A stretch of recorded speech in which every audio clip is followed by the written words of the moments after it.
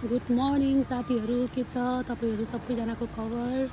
Good morning from Bhaktapur. यति चिसो, यति भनौँ न वर्षाको मौसम चलिरहेछ। विगत दुई तिन दिनदेखि चाहिँ यति धेरै पानी परिरहेछ। त्यही भएर यताको मौसम चाहिँ यस्तो छ। अहिले पुरै पानी परेर बादल लागेर के पनि देखेको छैन। अनि यो पानी परिसके पछाडि चाहिँ अब अहिले हिँड्नलाई, मान्छेहरूलाई हिँड्नलाई, यताउति आफ्नो दैनिक कामकाज गर्नको लागि पनि साह्रै अप्ठ्यारो स्थिति भइरहेको छ। मान्छेहरूले बिचारा खेतमा, यहाँबाट देख्न सक्नुहुन्छ, खेतमा परालहरू पनि भिजिरहेछ। धान पनि कतिजनाले चाहिँ काट्नु पनि भएको छैन।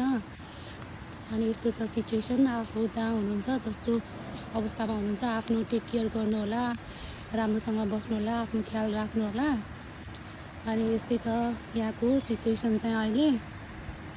अझ अब केही दिनसम्म आइतबारसम्म चाहिँ पानी पर्छ भनेर मौसम विभागले चाहिँ जानकारी गराएको छ।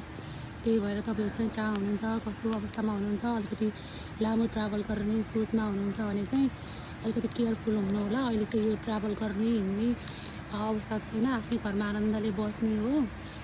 अनि त्यस पछाडि त्यही नै हो, अब ट्याक्नु गर्नु। यसरी पानी परेर बिचारा चराहरू पनि यसरी उडिरहेछन्। अनि पानी परेको यो यस्तो मौसममा चाहिँ आनन्दले बसेर आफ्नो घरबाट यो वरिपरिको दृश्यहरू हेर्नलाई चाहिँ साह्रै रमाइलो लाग्छ कि। तर खासै मौसम चाहिँ खुलेको छैन, रुममा बादल लागिरहेछ। त्यस्तो खासै मौसम खुलिसके पछाडि चाहिँ सबैतिर राम्रो वातावरण देखिन्छ कि। अनि उडिरहेको बादललाई हेऱ्यो होइन, अनि चराहरू उडिरहेछन्। बिचरा चराहरू पनि उनीहरूलाई पनि आफ्नो अब चारो खोज्नलाई, खानेकुरा खोज्नलाई कति गाह्रो भइरहेछ नि त। यो सिचुएसनमा चाहिँ उनीहरूलाई पनि अब गाह्रो हुन्छ होला होइन।